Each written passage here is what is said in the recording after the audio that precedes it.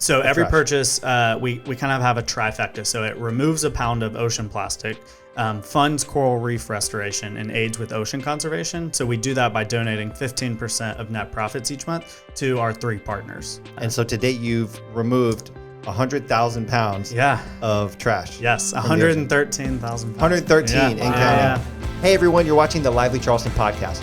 Our goal with the show is to interact with and tell the stories of the amazing people, places, and businesses that make Charleston the best city in the world. If you haven't already, make sure to subscribe to iTunes, Spotify, and YouTube. And check us out on Instagram and Facebook, where we post content regularly throughout the week. Thanks so much, guys. Hope you enjoy the episode. Today's guest, I only recently learned about his story. He has one of the coolest businesses and has such a great mission with his company that I knew immediately after chatting with him that we had to have him on the podcast. In 2018, he launched his e-commerce company, Dorsal Bracelets, an ocean-inspired bracelet company that has shipped to over 75 countries and promises to remove 1 pound of plastic from the ocean with every purchase. And to date, they've removed over 100,000 pounds of plastic from the ocean. Super, super cool. Ladies and gentlemen, please welcome Mr. Chad Ross to the podcast. What's up, brother? Good. Dude, thank you so much for coming on, man. Yeah, absolutely. Thank you for having me. All right, man. So let's kick things off here. We're gonna talk about everything. We're gonna talk about Dorsal and what you're up to there and what you have planned for the future. But first things first, we want to kind of go back in time a little bit and just kind of learning a little bit more about your story. So taking it all the way back to childhood, you've always been a pretty ambitious guy, it sounds like. Yeah. It's funny because as I talk about my story a little bit more, you have these memories of the past and like things you used to do as a kid, whereas I always was like, oh no, I wasn't like an entrepreneur growing up. And then I kind of thought about it a little bit more and I was like, you know what? I actually like did a lot of like selling candy bars at school and like that kind of thing.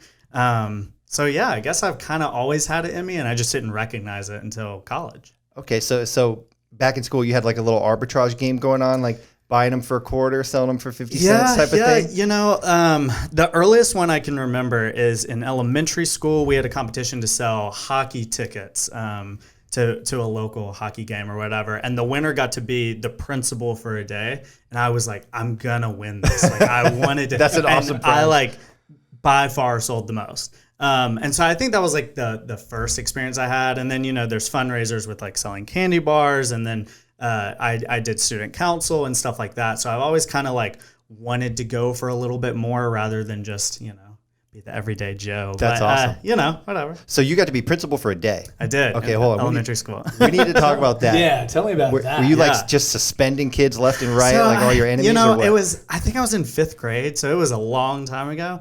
But I had to, what was it called? Terrific Kid or something like that. And usually it was like whoever's a terrific kid comes up and shakes the principal's hand and like all the parents are there. And I was the principal like doing that. So I was shaking like my classmates' hands in 5th grade. So that was like funny. That's awesome. I don't really remember a ton from it, but I do remember doing it. You're a lot nicer than me. I'd have been like, you stuck me in a locker, bam, suspended. Yeah. You called me a name, bam, you're out. Right? Yeah. Literally. So they didn't give you like the full keys to the kingdom. I don't think so. Like okay. I don't think All so. right. I think it was like just a little fun thing, which at the time it felt like I had the keys to the kingdom. Right? Yeah, exactly. Yeah. Very cool. Okay, so early on, you wanted to be a dentist. That was something that you kind of aspired to be. Yep. Tell us a little bit more about that. Yeah. So growing up, I had like the most messed up teeth. I had 4 mouth surgeries, 4 years of braces, 2 sets of retainers. And so I basically lived in the orthodontist and the oral surgeon and blah, blah, blah. And it never bothered me. And then all of my friends would be like, oh, I hate going to the orthodontist or I don't want braces or whatever. And I was like, that's weird. Like it's never bothered me. I never thought of it as like a bad experience. So when I realized that, I was like, you know what, maybe I should be a dentist. Like I kind of enjoy it. All my friends hate it. So maybe that's my thing. So from that moment, which I believe was like middle school, I've always been like, I'm going to be a dentist. I'm going to be a dentist. I'm going to be a dentist. And I thought that all through middle school, all through high school, came to college at the College of Charleston, studied biology and graduated with a biology degree. So I was like, ready. You went all the way through with the plan, almost. All the way through. I applied to 6 dental schools, had an interview at 2 of them, and I was like really close. And 2 weeks before graduating, I just decided I didn't want to do it anymore. Really? Yeah. Wow, that's like a big record scratch right there for your parents and stuff like that. Yeah, They're like, yeah. What? For sure. I think my parents, they're super supportive, and it was never like a bad situation of like, oh, I want to be an entrepreneur, like, and they were worried or anything. But it definitely was like all you've ever known was studying science and biology and everything like that. So like, what's going on? That was kind of the situation. Right. Kind of a funny story. So I always was going to be a dentist too. Oh, really? But actually, first I was going to be a pro baseball player. Okay. And then, that didn't really work out. And then, but totally different reasons, right? I was like, well, I want to be a doctor because like they're really cool. And, I think they make a whole lot of money and there's, doctors are successful. Yeah. But that looks really hard. Yeah. I was like, so I'll be a dentist. Yeah. Because maybe that's it. I don't know. I thought that was my like middle school logic. Yeah. Basically. But anyways, but you took it much further than I did before you altered course. Yeah, I took that's it crazy. pretty far. I too spent a ton of time in a dentist chair. Okay. I still, when I go to the dentist, Yeah. they give me Novocaine, Okay. no gas, I can go to sleep. Oh, wow. Literally, they can be cleaning my teeth, Yeah. doing a root canal, Yeah. whatever. I'm out. Doesn't bother you at all. away. I spent a You're ton napping. of time. I knocked my teeth out playing hockey when I Wow. was young. 2 front teeth, cut off even. And so I mean, it was crazy. Yeah. So but I never wanted to be a dentist. Hey, shout out to whoever did the work because I didn't even know that. So that's news to me. Yeah, it's crazy, right? That's Placements awesome. look That's good. awesome. Yeah. All right, Chad. So you you talk about circling back to you went to CFC. Yep. One of the funny things you mentioned was everybody that you knew, once it was time to pick a college, they were going to either Clemson or USC. Yeah. And so part of the reason was honestly just to be a little bit different. Yeah, so grew up in Greenville, South Carolina, which is 3 hours from here, and I think it was just kind of in my nature to always like seek after some change and like go out of my comfort zone kind of thing. And so all of my high school and like the surrounding area, I either went to Clemson, which was 40 minutes away, or a smaller percentage went to USC, Carolina, and I was like, I just want something different. Like I just want to kind of. I was like ready to branch out from like my high school friends or whatever it was. And so I just decided to go to College of Charleston. It wasn't too far down the road, still in state. So, in-state tuition and everything. Yep. But it was like my way of doing something different and unique. Well, and it's Charleston too, so not too hard to sell anybody on that. Yeah. And the other thing was like after I got into College of Charleston and started going here, people would want to come visit all the time. And I was like, I'm going to a school where everyone wants to come vacation. Like, why did no one else choose this? So it was a pretty easy choice. But, a very, very small percentage of people from my high school go to College of Charleston. So it worked out really well. Dude, that's awesome. Yeah. And so is that where you talk about you've been with your girlfriend for 5 years? Yes. Is that where y'all met? So we met in high school and dated pretty briefly in high school. She went to a Catholic high school, and I went to a public school. So we dated for a brief time, broke up for about 2 years, and then kind of reconnected in college. She actually went to Clemson. So we did long distance for 3 years, and then when we graduated, she moved to Charleston. Yeah, and now we're living together. Dude, that's awesome. Yeah. That's Good awesome. story, man. Yeah. It's kind of meant to be. Yeah. Very cool, man. Okay, so let's talk about Dorsal. Okay. So we have a company where you create and sell these bracelets online, Yes. right? That's your primary product, right? And you have a mission behind your company as well. Yes. So tell us a little bit more about just first of all how you started this and how it even came about, and then just kind of what has led to where things are today, because you've grown pretty fast. Yeah. So the idea of Dorsal kind of came, I had actually started a clothing company in college for fun. I was studying science all the time, and I've always been kind of creative. So I was like, let me do something on the side. So that was just like literally for fun. I wasn't really worried about money or anything. So did that for 3 years. And then that's kind of what put me on to like, I kind of like e-commerce more than dentistry. And I knew like I was going to be $400K in debt, 4 more years of school, residency, whatever it was. So I was like, I can always go back to school. Let me just try this. So that's really where my switch from dentistry to e-commerce came from. And then I kind of realized with the clothing brand, I was like, sizing is the worst. Like having to go from small to 2XL is so hard with inventory management, because you would make a t-shirt that 12-year-old girls would love, and so you would sell all the smalls and mediums, and you'd be stuck with large, extra large, 2XL. So that was a nightmare. And then shirts are actually a little heavy to ship, and they're like decently large. So the shipping was pretty expensive for it just to be a shirt. So I hated those two things about it. And so I was like, okay, I want to start another brand, and I want it to be one size fits all. I still wanted it to be like within the ocean niche, because that's what the clothing brand was. It was still donating to ocean conservation, and I wanted it to be really lightweight. And so the one size fits all and the lightweight kind of was like an eye-opening experience into jewelry. And then the ocean piece, I was like, what if I do like ocean jewelry? I wonder if there's enough people out there who would be interested in this. And so that's where the original idea came about, was just kind of looking back at what I had learned from the clothing company and putting it into the new business.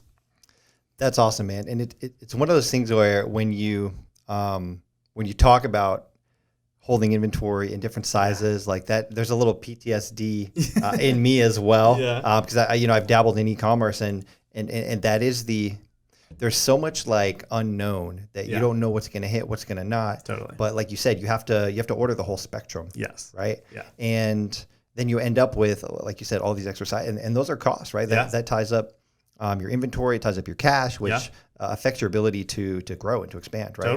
Totally. Not to mention you have, I've seen your office back there. You've got probably like 1 billion bracelets in inventory there, right? Yeah. But they more or less just kind of like take up a wall, right? Yeah. Like it's pretty manageable. Yeah. It's pretty, since each bracelet is under 3 ounces, it's all pretty simple, in a standard box, you can fit like 5,000 bracelets. So you don't need a ton of space, and it's pretty lightweight to ship, and it fits everyone. So returns aren't a big hassle like they are with apparel. And that's awesome. And so now with every purchase, you've pledged to remove, was it 1 pound? Yep. So every trash. purchase, we kind of have a trifecta. So it removes 1 pound of ocean plastic, funds coral reef restoration, and aids with ocean conservation. So we do that by donating 15% of net profits each month to our 3 partners. That is awesome. Yeah. And so to date, you've removed 100,000 pounds of trash. Yes, 113,000 pounds. 113 and counting. Yeah, that's crazy. unbelievable, man. Yeah, it's pretty That's cool. really. So do you like? How is that for you to just like say that out loud? Like, is that super cool or what? It's cool, but I honestly need to spend more time like slowing down and kind of thinking about that kind of stuff, because I'm always like go, like trying to figure out what's the next bracelet, what's the next launch. Like we need to get content. Right now we're switching to a new fulfillment center, so it's like that's top of mind. So I don't really reflect on it as much as I should, but when I say it out loud, it's super cool. It's funny. That's like the entrepreneur's like blessing and curse. Yeah. Right. Like it's what makes people like yourself so good at what you do, and probably why you've grown this big company in 3 years. Yeah. But also sometimes like we forget to stop and look and say like, hey, this is pretty cool. Like I built something pretty awesome. And you've really had an impact. Yeah. I definitely think like everyone needs to slow down a little bit and just think about those things, because everyone has achievements, you know what I mean? So it's like, it's definitely something that I need to slow down with, but it's super cool. So what are some of your goals for Dorsal? What would you like to see it do? Yeah, so we actually just launched wholesale in February. So we're currently in 17 stores, and that's been super cool. That's actually an achievement that I have slowed down to look at, because we're in 2 shops in Charleston. So I'm able to go to the physical store and see the display that we've been working on and see the bracelets and kind of just, float around the store and watch people interact with it. That's a really cool experience. So definitely growing into more wholesale. We're currently in a transition period of like kind of outsourcing everything now. A new fulfillment center. We work with a paid media team. We work with an email team. So it's it's kind of this transition period of outsourcing everything and making sure it goes smoothly while still building and launching new campaigns with new bracelets and everything like that. I would say like, continuing to grow, but also growing profitably is a huge focus, and then focusing on wholesale a lot more. It's pretty cool too. When you talk about, I'm sure there's these milestones, right? Mm-hmm. So like probably after you created your company and you launch your website, and then there's probably this, and then you get your first sale. Yeah. And it's like, yeah, buddy. Uh-huh. Right. And then, and along the way, but there's definitely levels to the game, right? Sure. And so like getting your first customer, getting a 15-year-old girl to spend $16, right, on a bracelet. Yep. That's one thing, right?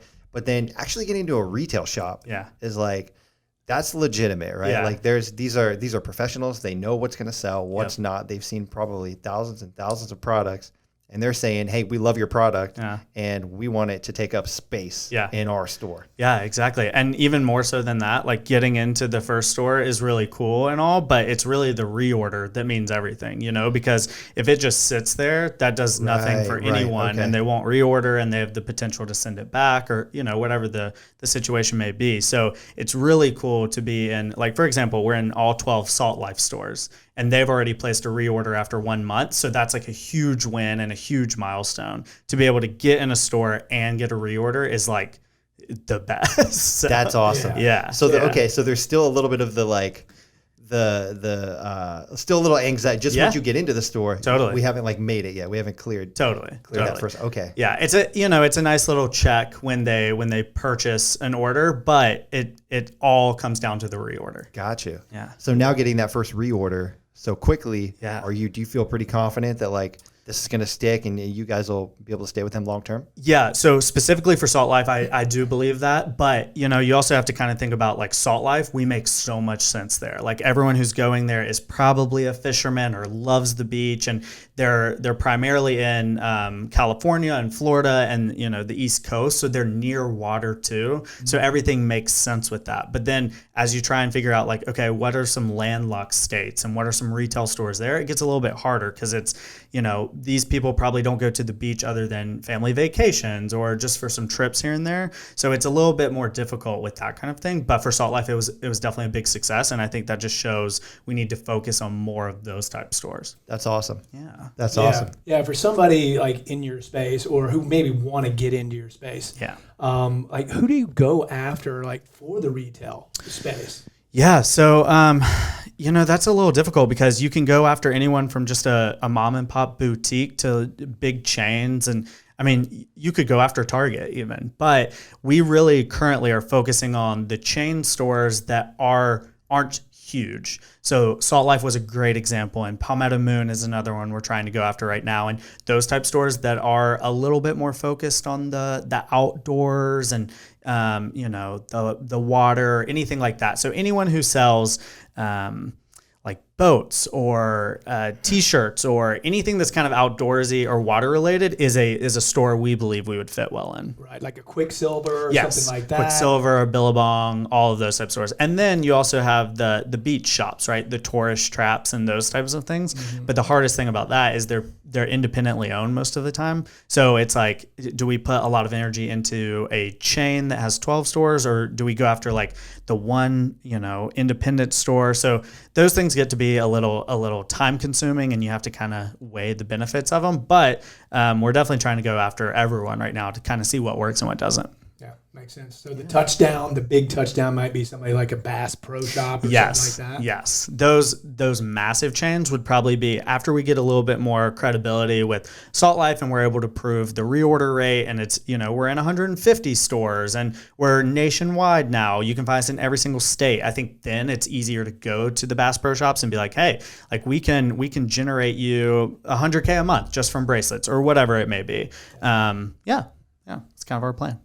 Okay, so we've expanded into wholesale. Yes. With Dorsal. Yes. Do we have any plans to expand the product line as far as what we're selling with that Dorsal logo on it? Yeah. So it would be a very easy new line to add necklaces and bracelets and anklets and rings and that kind of thing. So we are doing that, but we're doing it very, very slowly because, bracelets are our bread and butter. So it doesn't make sense to try and say next month we're doing rings and then the following is anklets and then the following is necklaces and we'll see what works when we know what is working right now. So we don't want to take away from that, but we also do want to give our existing audience more, more options. So it's difficult. It's definitely difficult to add those new things. And when you get into the ring space, for example, you go back to what I hate, which is sizing. So we're trying to kind of see can we build an adjustable ring where you can pinch and squeeze to make it fit, but there's a lot of sizes of fingers. So, we definitely will be expanding, but right now our huge focus is bracelets. Is there any intention of possibly moving into sunglasses at some point? I don't know. We actually get that question a lot from people on Instagram DMs and stuff. Like, are you going to do a recycled sunglass or anything like that? And I just think there's a ton of great sunglass companies out there, so we don't really need to get into that space. So we kind of stay in our lane with that one. Now, it would be cool to do like a collaboration. You have a ocean animal bracelet, and then you have a sunglass company, and that makes a total sense for a collaboration. But as far as like Dorsal branded glasses, probably not. Got you. Okay, fair enough. That was just something that kind of comes to mind. It does seem like kind of like it just makes a ton of sense from a branding perspective. Yeah. But then again, logistically, like, as far as your operation side, it may not make sense at all. Totally. And we do some of those things where it's like, if you place an order over $30, you get a koozie for this weekend only. Or so maybe like, a inexpensive pair of sunglasses could be one of those, but probably won't be a permanent product. Got you. Okay. Yeah. All right. That makes sense. Yeah. Okay. So let's talk about, you got a little passion project in the works here too. I do. What's, again, back to the entrepreneur, the blessing and the curse, right? So the wheels are always spinning. Yeah. You probably have 100 ideas that you could execute on. Yes. But this is the one right now that's kind of at the front of the line. So let's talk about that. Yeah. So it's a cold brew brand. It's a do-it-yourself at-home cold brew. There's a lot of companies out there that do either canned cold brew or, you can buy in a large, like almost like gallon container at Walmart or whatever it may be. So I'm working on making it easy to make cold brew at home so that you're actually kind of commoditizing something that isn't really commoditized just yet. I put down way too much coffee every single day. I've worked in 2 coffee shops. We have a cold brew keg in our office. So this really is a passion project of mine. And, so is Dorsal. But I'm doing this one pretty slowly and not super aggressively. It's just something that I've been working on for, I would say, like 8 months now. So okay. Yeah. And when do you plan to launch that one? Hopefully at the end of May. Yeah, we've had a slight delay in production, but I think we're on track for the end of May.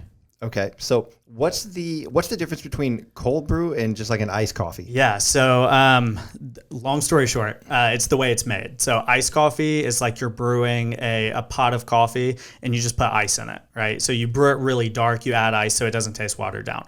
Cold brew is the opposite. You actually put the grounds of coffee into a pitcher of water and you let it sit in cold water for, 12 to 20 hours, depending on the grind and everything like that.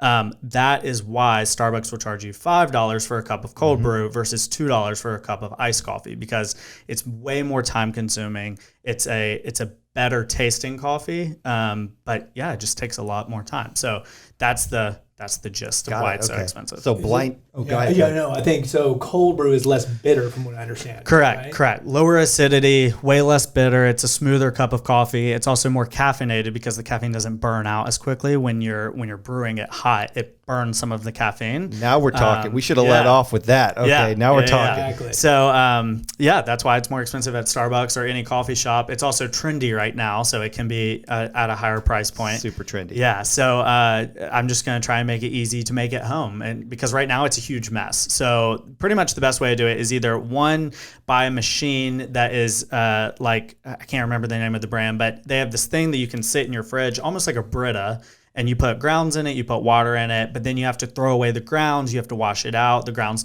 go down your sink and you're not supposed to do that. So it's just a messy process. So what I'm trying to do is imagine a really large tea bag filled with coffee grounds, and you throw it in a pitcher of water, put it in your fridge overnight, you throw it away the next day, you have a pitcher of cold brew, all for less than $1 a cup. So that's what I'm going after. Genius. Can't beat that. Sign me up. Put me on that list. We'll see how it works. Yeah, I'm super excited. It's a totally different space from bracelets, obviously. The consumable market is way different, especially with the subscription model and a lot of repeat purchasers. So I'm excited to see how it does. Do you have a name for it yet? I do. It's called Whoa Cold Brew. Yeah. Spell it for us. WOAH. So it's not the grammatical way of spelling it like WHOA. It's a little different, but the idea behind it is it's kind of anti everything coffee is right now. So, Folgers is like a morning cup of joe, and just like, it's that warm, cozy feeling. This is totally opposite. So the branding is bright colors. The logo is the name in all capital letters. And it's supposed to be that like, whoa, like this is caffeinated, or whoa, this tastes so much better than a cup of coffee, or, like, whoa, that afternoon pick me up. It's all of those things. So it's just kind of encompassing that afternoon cup of cold brew. I love it. There's that creativity. Yeah. So yeah, I'm almost imagining like you having some of those really funny like Dollar Shave Club commercials. Yeah. You know what I mean? Yeah. Where like super, super edgy and just you love us or you don't. Yeah. Either way is okay. I've actually played around with some of those ideas for advertising, because you could easily do like someone spills a hot cup of coffee on them, and it's like if you had cold brew, it wouldn't be like that, So like that Manscaped, Dollar Shave Club, that kind of humor could easily translate into this. So we'll have to see how it goes. That's awesome, man. That's awesome. Very cool. Okay, so we will definitely, for those of you watching on YouTube, we will post the links to that in the description, so you can just kind of click over, check that out. Probably by the time you're watching this video, we should be launched. Yeah, hopefully so. All right, very cool. Okay, so we got a couple minutes left here, so we're gonna wrap up. First things first, if you could go back in time to when you first started your business, and you could just give, current Chad could give previous Chad some advice. Yeah. What would you say? It's so hard, right? Because, retrospect is 2020. But I would probably just say start earlier. I learned everything about e-commerce through YouTube or podcasts or things like that. I've never paid for a course. I never took a class in college that was about e-commerce. So I would just try and start earlier is really what I would do. So we're not even talking revenue, but you're already $400,000 richer from the college degree. Yeah, right. Yeah, I wish.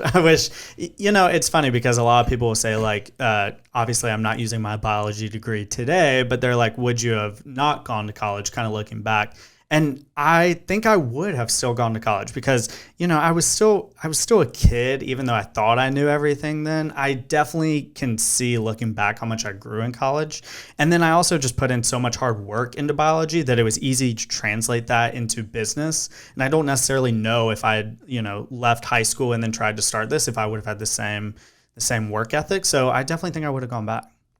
I think that's so true. Like and people underestimate a lot of times, I think, how much their experiences and how that played out leads to wherever they are at whatever point, right? So just like you said, it's hard to go back and say if only, because if you change it any part of the process, you might not have ended up. Yeah, like, exactly. Would you have had this passion for the ocean? Exactly. Maybe not, right? If you didn't study all that biology. Totally.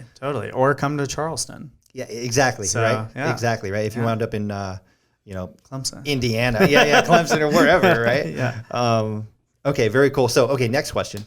If you could give one piece of advice to somebody else that is thinking about starting their own business, maybe they're a little bit afraid, they're not sure where to start, or it's just kind of a scary process taking that plunge, right? Yeah. What advice might you give? Yeah, I think if you haven't started yet, the best advice I can give is to literally just start. I talk to so many people, especially like at the College of Charleston, that have an idea, and I'm like, you know what, like, do this, and this, and then follow up with me when it's launched, and they never follow up. So many people I talk to just never even get anything off the ground. So I think that is truly one of the hardest steps, is just to go from idea to launching, even if it's terrible. So I would say that if you haven't started, just start. If you have started, I feel like the best thing you can do is just to work with your existing customers to figure out what they love, what they don't love. It's pretty easy to go on Amazon and look at like a competitive product and look at the positive reviews and the negative reviews. That's like always a great hack to see like what people hate about similar products or what they love about similar products. And you can always edit that way.